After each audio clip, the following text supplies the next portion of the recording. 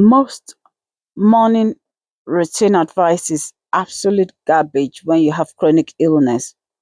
Yeah, the examples of wake up at 5 a.m., cold shower, meditate for an hour, journal, do yoga, 10,000 steps before breakfast. Yeah, good for everybody, but not so good for us.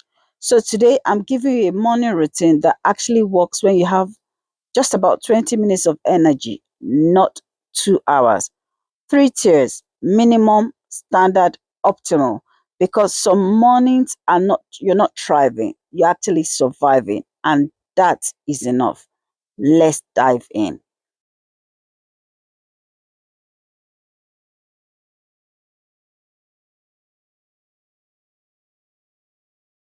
Welcome to InspireAbility. This is where we tackle real life challenges with strategies that actually work when life is complicated, energy is limited, and we're just trying to push through, which is the option available to people with chronic conditions and illnesses. I am Ruby. If you're sick of hearing morning routine advice that assumes that you wake up with a full tank of energy and a zero pain, you are in the right place. Hit subscribe, turn on notifications. Let's talk about building a morning routine that meets you where you are, not what some online influencer is thinking you must have. We are going to be practical, we're going to be real, and we're going to get the best result for us from today. So, before I give you this framework I've actually mentioned, let's talk about why the typical morning routine advice fails so spectacularly when dealing with people with chronic conditions. So, able bodied people would make some assumptions. The very first assumption is consistent energy level. They assume you wake up at roughly the same energy level every day, maybe a little more tired on Mondays, a little more energized on Friday, but generally consistent. Our own reality for those that have chronic conditions or disabilities, you might wake up at a 7 energy level on Tuesday, and by Wednesday, you're dropped down to a 2 completely. Same bedtime, same sleep, same bedroom, same everything, but widely different mornings. So you cannot use the same routines for both days because they are completely different. The second assumption is no pain or fatigue upon waking up. So everybody, people would assume you wake up, you stretch, and you're good to go. Whilst we wake up with morning stiffness that takes about 30 minutes to ease, pain levels already at 5 or 6 before we can even think to move. Fatigue so heavy that it feels as if we did not even have any night sleep. And yes, there could be that brain fog that is so thick you forget what you were doing mid action. So when they say do 20 minutes of morning yoga, you're not accounting for the 15 minutes it takes to just be able to move and to be able to even get to the yoga mat. For them, yes, jump up and on the mat. But for you, the 20 minutes is probably spent trying to get out of bed. The third assumption is ability to push through. Everybody, people would advise along the lines of just push through, mind over matter. Pushing through when you have limited energy does not build resilience, it actually causes crashes. Yes, you burn out, you crash immediately. It takes you from about 4 energy day to 1 energy day immediately because you've actually initiated a full-fledged stir up, and it will make your week worse because then you're probably flat out for the entire week. So we don't need advice that ignores our body. We need advice that works with our body, works with our situation. The fourth assumption is, and this is a killer, standard morning routine advice assume you do the exact same thing every single morning. Oh, our body does not cooperate with that. We need to be flexible. We need a more flexible framework, not a rigid routine. We can't cope with that. We need something a tiered system that would actually adapt for each day, depending on how the day has begun with us. And that's exactly what I'm going to be giving you today. Now, let's talk about this framework. The three tiers, there's the minimum, there's the standard, and there's the optimal. So the first thing you do is you assess your energy and then you choose your tier, not the other way around. You don't choose the tier, then say, okay, what energy level am I operating at? No, you first look at what energy level you've woken up to, then you choose the tier that is more appropriate for that energy level. Let's break it down. Tier one, that's the minimum routine. So this is when it's actually a bad day. The plane flare up is bad. The fatigue is terrible. You can't even believe you can be human on that day. This is where the minimum routine comes. And these are days where getting out of bed is like running a marathon. You are flat out. And the goal for this first day is very simple. Do the absolute minimum to function. Do not overdo it. Take it easy. And here's what it entails. And we're talking just about 5 minutes for this, just 5 minutes. Step one is medication. Take your medication immediately. Don't wait. Don't get to it later. Because the pro tip here is you keep your medication and a glass of water on your bedstand the night before. So it helps you to be prepared in case is a tier one day. You don't have to get up. Get the medication, let it start working whilst you're still in bed. It would help you. The second step is hydration. Drink that full glass of water. There are two reasons for this. It will help the medication absorb, but it would also keep you hydrated, which also will help you to have slightly more energy because your body definitely needs water to function. So it would achieve those two powerful things. And it helps you to do those both at the same time and you've prepped for them the day before. Step three is gentle movements. We're talking about maybe just 3 minutes. Notice I did not say exercise, I said gentle movement.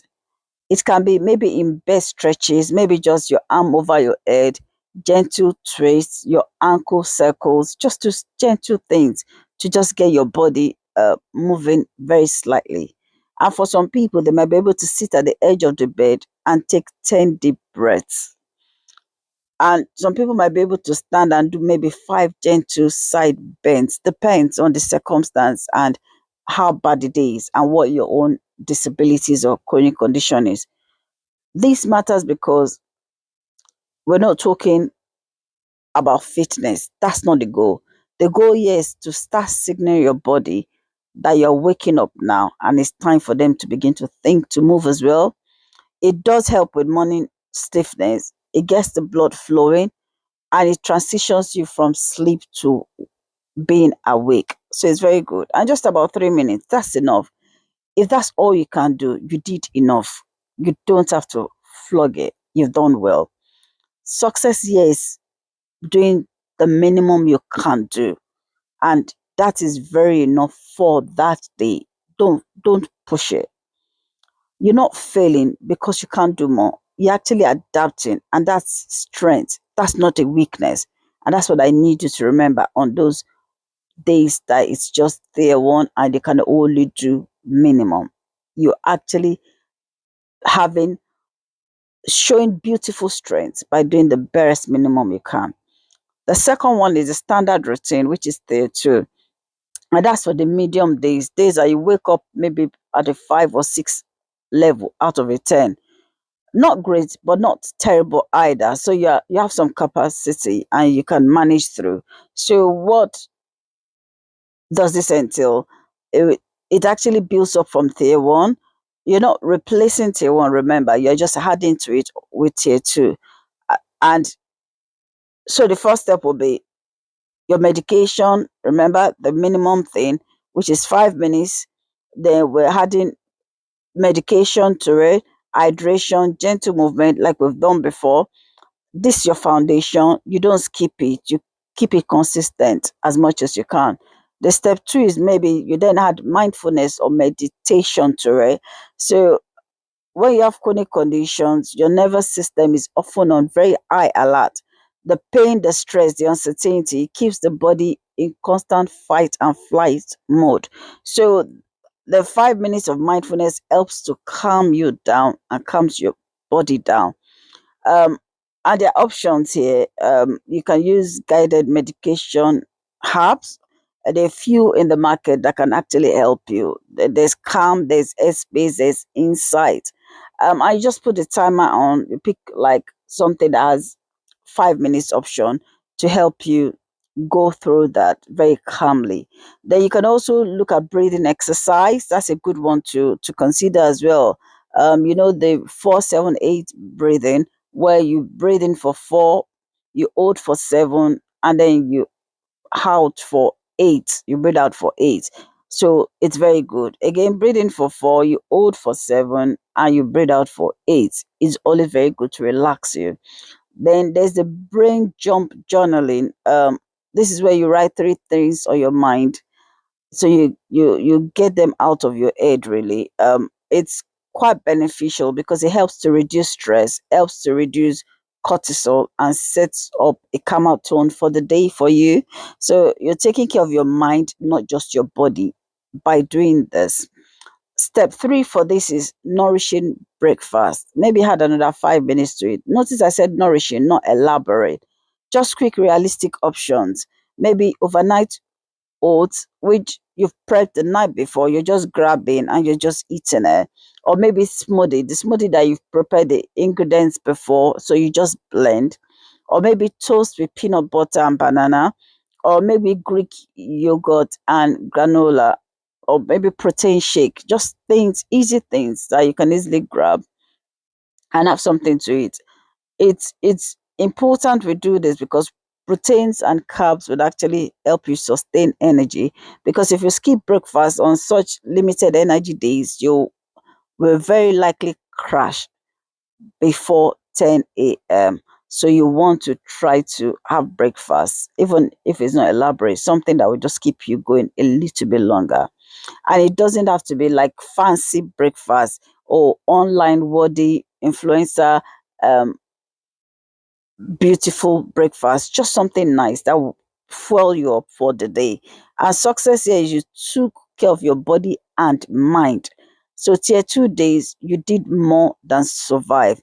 You actually nourished yourself physically and mentally, and that is a big win for you. So let's look at tier 3. That's the optimal routine. It's for the good days where you're at a 7 or 8 out of 10. So you have energy to invest. So again, you build on tier one and tier two. You're not replacing any of them, you're just expanding on them. And so, what does tier three entail? So, step one, you do the standard routine first. You start off with your medication, your hydration, your movement, your mindfulness, your breakfast, all of those things you did in tier one and two. You're remembering to build on your foundation. You keep consistency in those as much as you can. Then the next step here will be gentle movement or exercise. Notice I'm still saying gentle, not the big running around and heavy weight lifting. I'm saying gentle exercise. You're making and doing sustainable movement. You're not pushing it.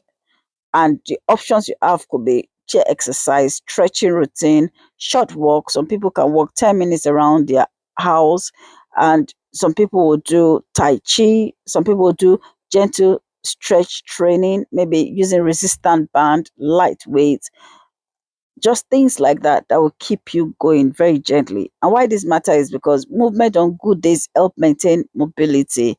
It reduces stiffness and actually builds up energy over time. So it's very good for you. And it but it has to be sustainable. If you go too hard, you'll pay for it tomorrow. So you have to be extremely careful that you don't do overdo it because you're feeling good on that day. Then for the next one week, you're crashed. No, be very careful. You need to set boundaries. If you start feeling worse, maybe during a movement, you stop it. This isn't about pushing through. I must push the limit. I must see through this. No, you need to have a sustainable plan. You need to maintain your health and sustain it. So stop if you're beginning to feel uncomfortable, or if you're beginning to feel a bit of pressure, like maybe pain is stirring up or something. Stop. Then step three is plan your day. Strategically plan what you want to do on that good day, because you have a bit of energy to spend. So why not utilize it? But very carefully though. So identify three priorities. What must you do today? Um, but be very careful so that you don't overdo it. Maybe look at your high energy window, your peak times. Maybe that might be 9 a.m. to 12 noon, which is what most people have. L- Focus your priorities at those times so that you'll be able to achieve them. But make sure you schedule rest. Rest breaks are important. Schedule them through the day so that you don't crash. Make sure you plan them before you need them. Don't take rest when you need them. Plan them ahead. Planning your day when you have energy prevents you from wasting it on low priority tasks. So it would help you to make sure that the things you must do, you do them. You tackle the important things first during your peak, and you can rest in case you crash. You've achieved something. So success here is you set yourself up for a productive day. Tier 3 days, you're not just surviving and maintaining, you're thriving. Okay, it's very good. So that is the framework. Tier 1, 5 minutes max, medication, water, gentle movement. Tier 2, 15 minutes. Tier 1 for plus mindfulness and breakfast. Tier 3, maybe about 30 minutes. You are having tier 1 plus tier 2 plus movement plus planning. The key principle here is meet yourself where you are today, not about tomorrow, not about yesterday, where you are today, not where you wish you were, where you are, your current situation by when you wake up that morning. The next thing I want us to talk about is, since we've now learned the three things, this framework works. I want you to try it. You would come back and say, yes, it did well. So what if you you have brain fog and it's making you uh, um, have challenges remembering your routine? We need a new strategy for that. And this is where we present habit stacking. And I will explain this concept to you. Habit stacking is when you link a new habit to an existing automatic behavior. So your brain already does those things on autopilot, like brushing your teeth, making coffee, taking medication. The new habit then piggybacks on the automatic one. Here are three examples. Example one: after I take my medication, I drink a full glass of water. You already take your medication automatically, so now the water comes right after. So no need to think of anything extra. So it just works by default. So you're doing two things by default. Example two is, after I brush my teeth, I do 2 minutes of stretching. So brushing your teeth is automatic. Then the stretching, it will piggyback on that brushing of teeth. Example three is actually, after I make my coffee, I write down three things I'm grateful for. So the coffee routine is automatic. Then the gratitude journaling will then link to that. So it helps you, and it does work, because your brain doesn't have to create new routine from the very scratch. You're actually building on some things that are there already, and it would help your brain to kind of remember them. It's essentially helpful when you have brain fogs on days that it's remembering things can be quite difficult. And for those of us that have brain fogs, this is actually very, very helpful. Just remember one automatic thing, then the new habit just follows by default. It helps reduce the stress of forgetting things. So the next thing is tools and accountability. Let's talk about tools and apps that can actually help us stay consistent. Apps are very helpful if we are that inclined. There's one that is called Abitica. Please, this is a disclaimer. This is not a sponsored video. So I'm just telling you of how that people have used and that have been very helpful. So note that it's not a sponsored video. I'm just saying from experience. Abi- Abitica actually, it gamifies your habits. So you create an avatar, you complete the activity, you level up.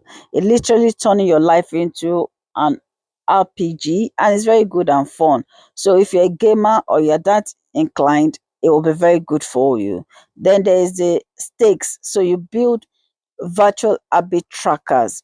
So you see your stakes, you see what you've done in several days in a row. So it builds it up for you and it's very good. So watching your stakes grow actually keeps a lot of people motivated. There's productivity. That's it. The habit tracker with customizable reminders. So you set different habits for different times of the day, and you have reminders to remind you. So there's a Finch. The Finch is a self-care pet app. You so you take care of yourself. Your little bird grows. It's cute and it's surprisingly quite effective. Some people do like it. These are some apps that can help you. But if you're not that inclined and you're not an app person, that's no problem. You can use analog options as well. Things like bullet journal. So simple checkbox system, maybe a whiteboard by your bedside.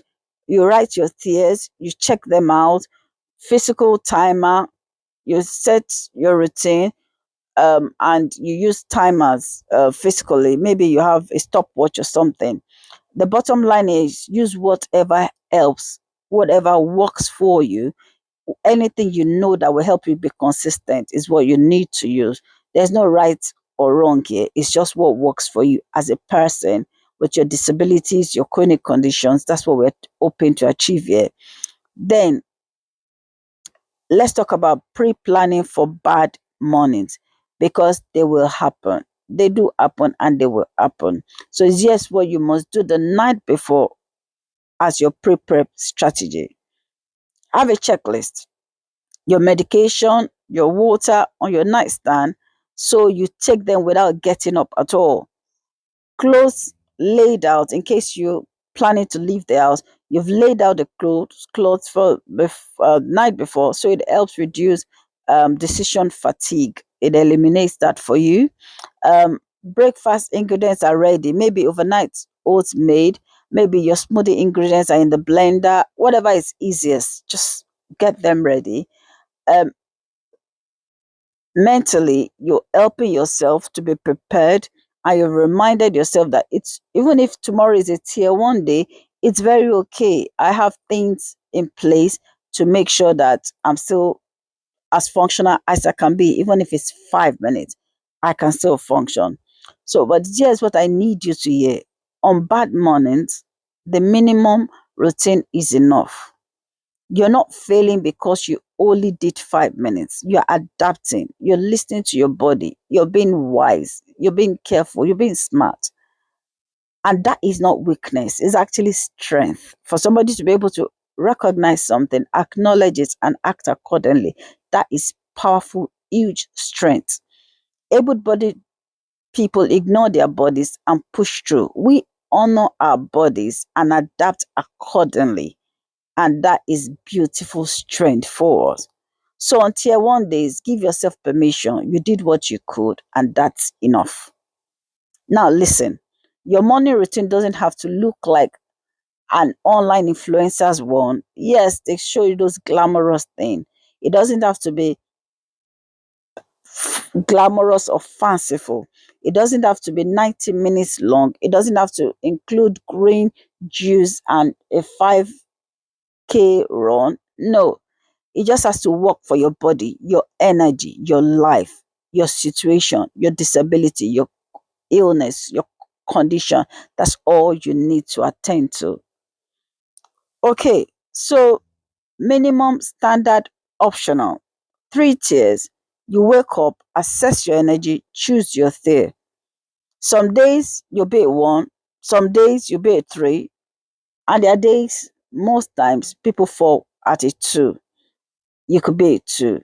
You walk accordingly. All of these are valid. Meet yourself where you are. That's not failure, that's wisdom. And you're doing better than you think. You're keeping on.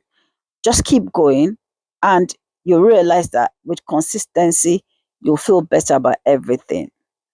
All right, so here's your challenge. Tomorrow morning, decide which chair you're using before you even get out of bed. Then drop a comment below. Tell me what chair you chose. Let's keep each other accountable. And if this video has helped you in any way, why don't you hit the like button, share it with someone who is struggling with their morning routine, and it's up and down for them. There's no consistency. Share this with them. You would be helping somebody improve their morning routine by sharing. Do not forget to subscribe, turn on notifications, because every week we'll be sharing practical strategies that actually work. Remember, we always have freebies for you, so keep checking the description for things we've put there to support you. Now, I want you to remember also that you don't have to be perfect.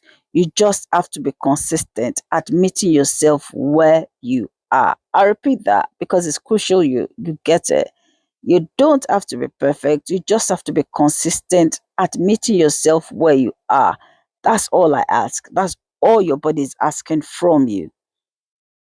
All right. So I am Ruby. This is InspireAbility. And remember, flexibility is strength, not failure.